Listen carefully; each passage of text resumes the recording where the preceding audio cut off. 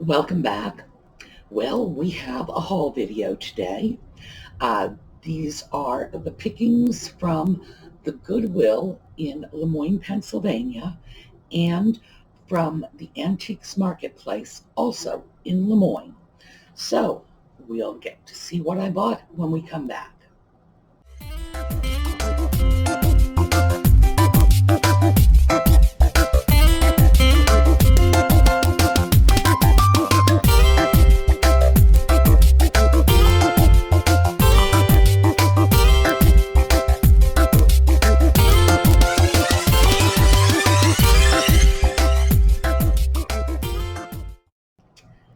All right. First, how about a word from our Portuguese friends, English as she is spoke? And for those of you who are unfamiliar with the book, it was written in 1855 by a couple of Portuguese gentlemen who did not speak English and didn't even have a dictionary. So, this is from a section called Anecdotes, clever little stories that will impress your new English-speaking friends. Yeah.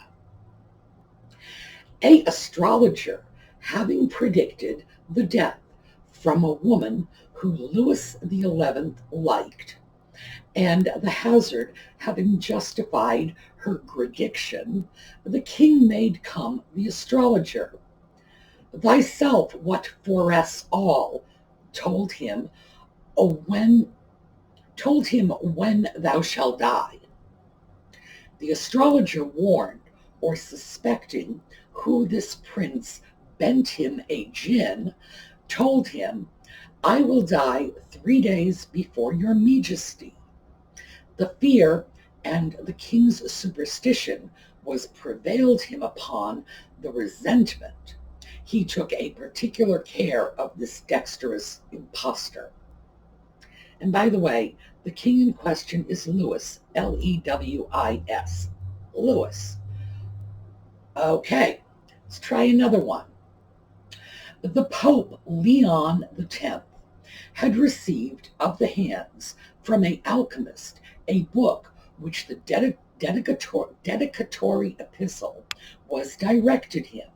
Since he had opened it, he had seen that it had for title, The Really Manner to Make Any Gold. He had ordered that bring him immediately a empty purse, which he made present to the alchemist, telling him, then you must make some gold it won't, what a place for to put it. Once again, this is Pope Leon X, and I personally don't recall any popes named Leon, let alone 10 of them. A man which had eaten so many than 6 was presented himself before Henry IV. There really was a king named Henry IV. Wow, we're making progress. In the hope that this king shall give him what to keep a so great a talent. The king, which had heard speak already of this illustracious eater, did beg him whether what told of her was true, that he eat as much as that 6. Yes, sir, had answered him. And you work proportionably, had continued the king. Sire, reply him, I work so much than another of my force and age. For shame, tell the king, if I had 6 men as thy in my kingdom, I should make to hang up of like eaters would have it hungry soon. Yes, indeed, your new English-speaking friends are going to be so impressed with your erudition they won't know what to say. Oh, and erudition, by the way, we all know that word because that was one of our words of the day. You all know what it means. Remember, it came from the root word rude, which meant uneducated and rustic. And in fact, it means learned. It means the opposite. And because you know the word origin, you also know that it's pronounced erudite, rude, not erudite, as some very pretentious and probably erudite people think it does. So, okay, let's take a look at what we picked up this week. Let me start with this piece. This is a really nice little Nippon dish. It's got a very interesting pattern, not classically Nippon, very European. Now, one of the features it does have that you see frequently in Japanese porcelain is this yellow band around the edge. No idea why, but if you see china with a yellow band around the edge, pick it up, turn it over. I promise you 9 times out of 10 it's going to be Japanese. But this is a very interesting piece. It's delicate European design. Condition is very good for the age because the age of this piece is probably a little over 100 years old. And this was, price tag still on it, 99 cents. Now, don't be concerned if you didn't get a very good look at that because I have taken pictures and I'm going to give you a slideshow of everything. So, next piece up. This is also a Japanese piece, but this is much more contemporary. This is probably 50s or 60s. This is just a really nice reticulated bowl. Okay, that'll be our word for the day. Have we done reticulated yet? Well, we should. When I say a reticulated bowl, I am referring to this open work around the edge. The word reticulated actually means a network, like a web of network. So it's like not metaphorical network, like your network of friends, but like a literal working of net. And that's reticulated. So a reticulated python has a pattern on its skin that looks like net. And 100 years ago, when a lady had a little net handbag, it was called a reticule. And that comes to us, by the way, from Latin. It's direct. It was like reticulum in Latin. We brought it straight into English, and it means network in the literal sense, not the metaphorical sense. So it was thought that these designs resembled like the work of a net, interlaced. So, reticulated piece, Japan, probably 50s or 60s, and condition on this is not fabulous. There's some wear. Just get that. There we go. Some wear along the blue band, but still, it's a nice piece. Definitely worth the $1.99 I paid for it. I would say a piece like this is easily going to go for about $12. Oh, and I should have mentioned this piece. If I put this up to auction, I would expect it to go in the range of 20 to 25. I'm not going to do that. I'm going to sell it at a more affordable price. But just in case you were wondering about the prices. So now we get on to the interesting stuff. I went in and saw this stack of bowls. Now, if you saw the Crazy Lamp Lady video where we did this shopping, you'll know that Jocelyn saw this stack of bowls too. So when we get around to putting the value on this, we're going to take her valuation. I looked at that. Jocelyn looked at that. She left it behind and I grabbed it. Why did I grab it? Because I had this one at home. Now, I misremembered and thought that my bowl was larger than these, but it's not. It's the same size.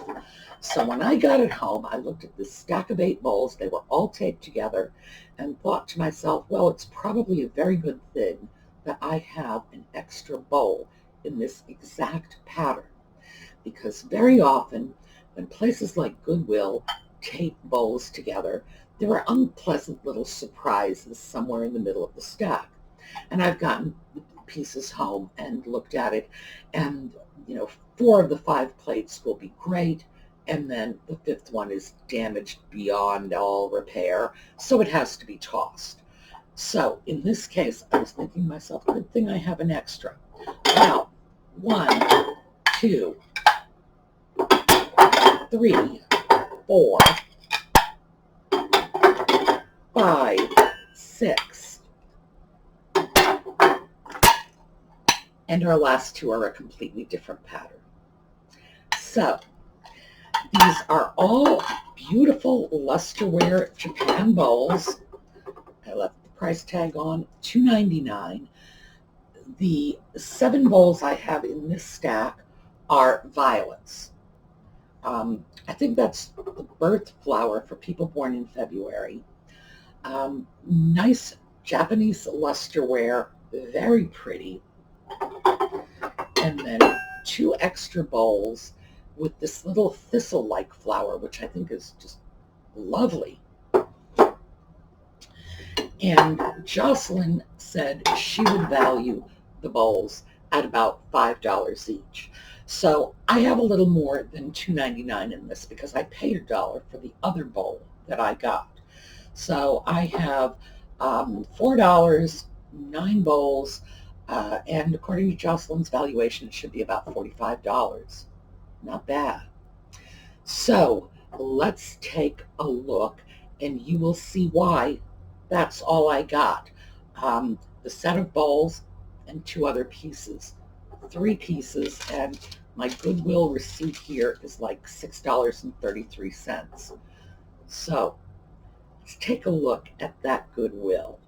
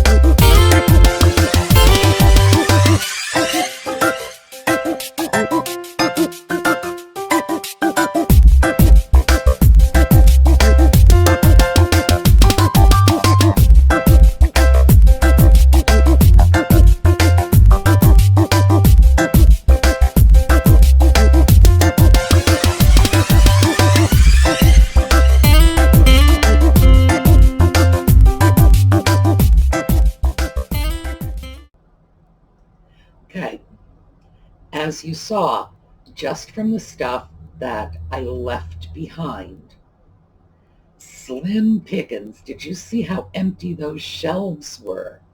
And also, I hope you noticed that Asian vase was a Chinese vase, relatively modern.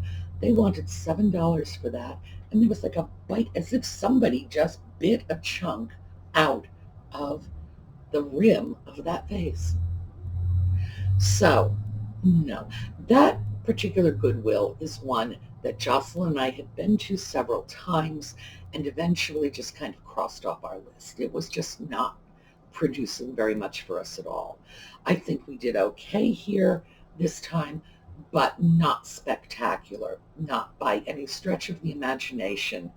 And they just have empty shelves. And also, there is a rumor, I don't know how accurate this is, but there is a rumor that they have someone who works in the back room of their Goodwill, calls a friend of his to come and pick up anything interesting when they put it out.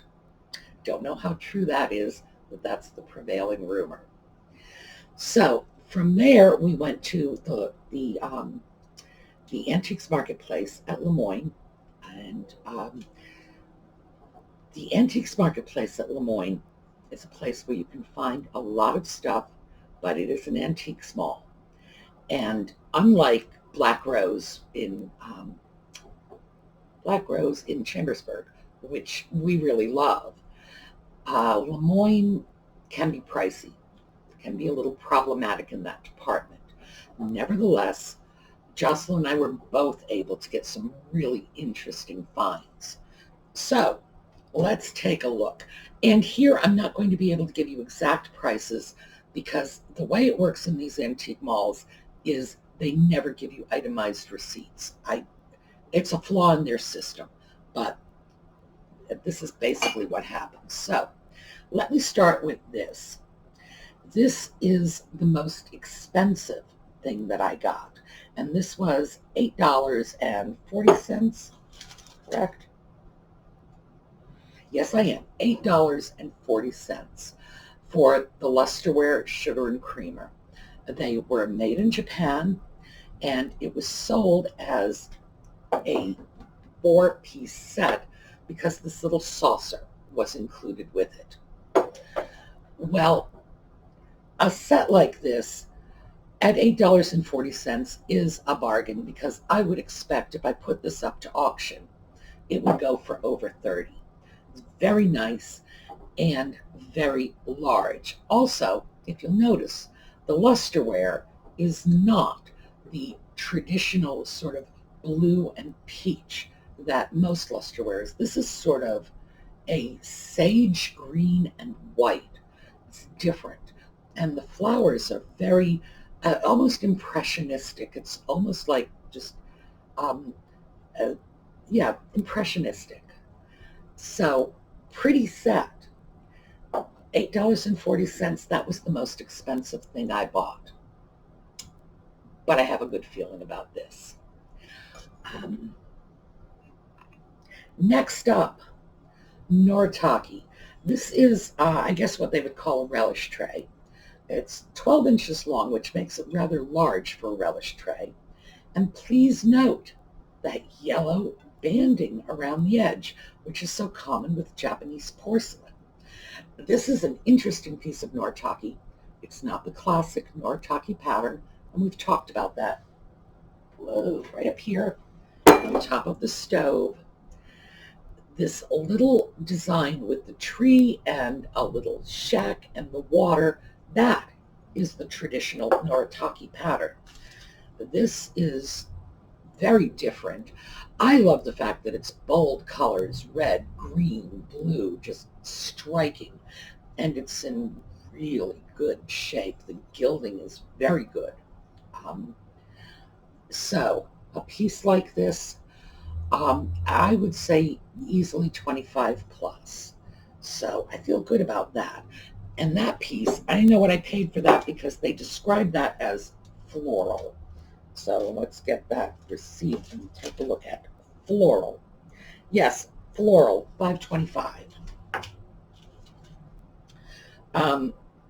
Everything else is between $4 and $6 because most of the rest of this is not marked in any way, or it's marked salt and pepper, and there are a lot of salt and peppers, so I don't know which is which. This is next up.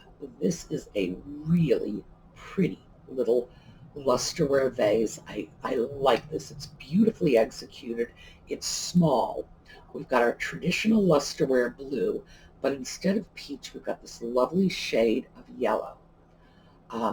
This is just darling. So this was somewhere between $4 and $6. I'm very comfortable calling it $5. So quite a buy. It has the remnants of a Japan mark, and I would say easily that would go for 15 to 20. If I put it up to auction, I could find that several people liked it and fought over it. I would fight over that. So I think that was another good buy.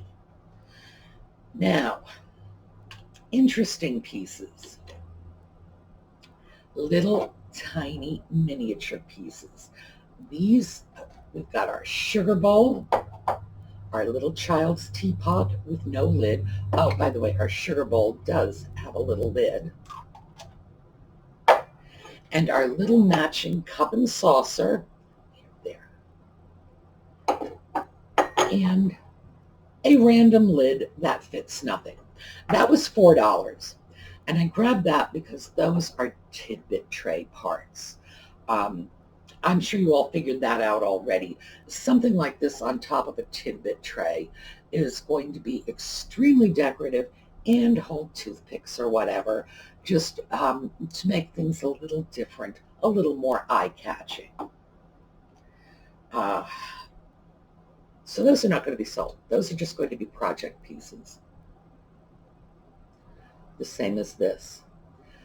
This piece is a stack of boxes. And this is going to be a project piece. Not only is it going to go on top of a tidbit tray, I'm actually thinking of making a special Sumi tidbit tray, just because, hey, it's not hoarding if it's in a pretty box. And I've got some beautiful Asian plates that are going to go well with this. But also because we discussed this before, what happens when the hole in the bottom is too big? Now, this is a salt shaker, and it's modern, and it has a plastic stopper. Here, look at this. I can actually get it up to the second knuckle on my little finger. That is going to be way too big.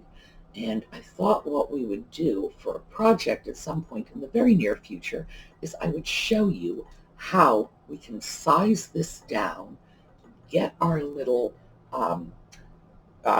lamp heart reducer in there, and then we could use it either as a lamp finial or, as I plan to, a tidbit tray. So this is going to be a project. This is going to be fun. And this is just, oh my, our pretty boxes.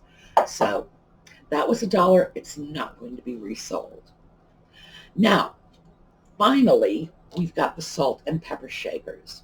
And these were all between $4 and $6. Actually, the first I'm going to show you are the $4 ones, and then I'll show you the $6 set because I know which one that was. Lusterware. Little tiny lusterware salt and pepper shakers. They are, well, these were the ones that were on top of my stove. They're not quite single serving salt shakers, but they're certainly not going to be going on a table where you're serving dinner for 12. They're very tiny. These are, dinner for 2 on the breakfast tray, whatever. Extremely pretty little pieces. This set is lusterware, fully gilded on the top. Hard to say what these would go for at auction because salt and pepper shakers are usually acquired by people who want to collect them. Something like this, though, very nice, high quality. I would expect it would easily go for 20. Another set. Again, interesting. The traditional lusterware blue, but instead of the peach, we have a sort of, I don't know, gray pearl. It's not quite white. Gray pearl, and then the design on them is very interesting because it's orange and green, and it's sort of a stylized tulip design. Again, very pretty, $4, and I would assume they would go in the same range as the others, so you would probably be looking at about 20. And finally, these, which are the smallest of the bunch. Lusterware again, a yellow flower. All of these are Japan, by the way. And I would say that at auction, these would probably do about 15. And here are the interesting ones. Gilded little ducks. These are just, well, you can see how big they are, or how small they are, actually. A lot of very heavy gilding on these pieces. Very cute, teeny, tiny little guys. These could go much higher. The gilding and the fact that they are little birds will make them very desirable. And I don't know, I would say if I put them to auction, the lowest price I would expect for something like this would be about 25. Oh, and I should mention, because someone in the comments, after I spoke about salt and pepper shakers, had said, well, isn't it just common sense to tell people to clean them? This little guy was so full of crusty old salt that when I took out the cork, I actually thought it was solid on the inside. I thought, what is this? Is this, porcelain all the way through? And I had to soak it in water to get rid of the calcified salt. Very disappointing. And I have to say this, I've seen the same thing at a lot of antique shops I've gone to.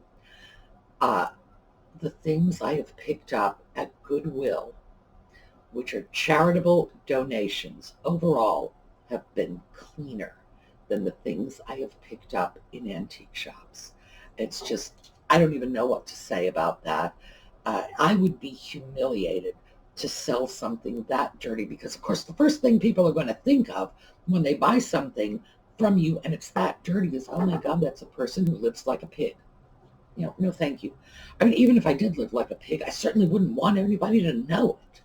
So, yeah, that was the disappointing thing about this, how very dirty things were. And for an antique shop, like I say, it's disappointing. You expect a little better. So let me show you the stuff I left behind at the Antiques Marketplace at Lemoyne. I tried to get pictures of the price tags when I could, but you'll see they had a lot of nice stuff. Most of what I left because it was just plain too expensive. So here you go.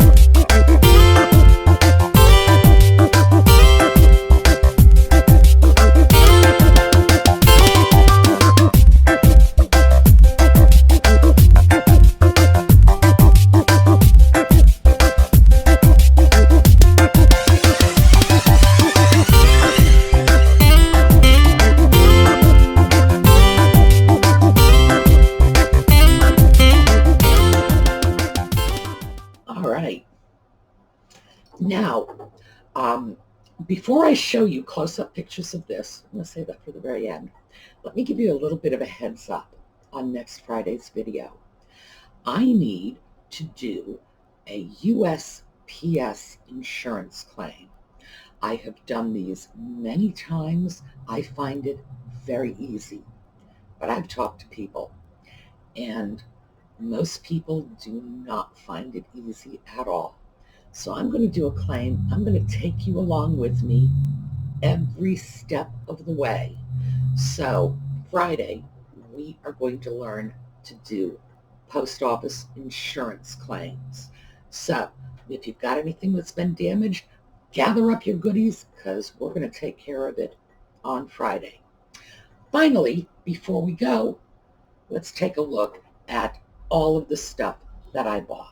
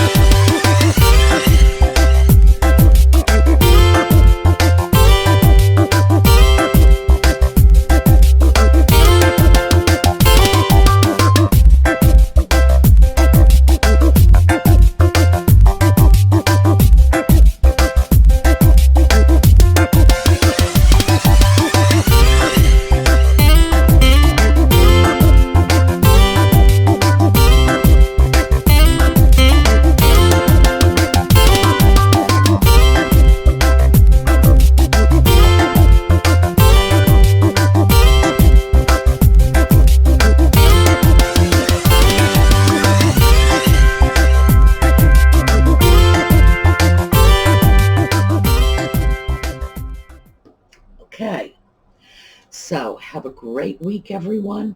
I look forward to seeing you all on Friday.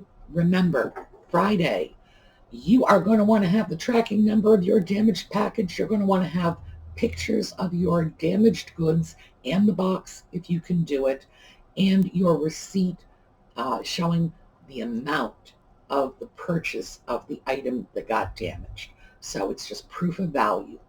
You get those three things together, and I'm going to show you how to fill out a postal claim. See you then.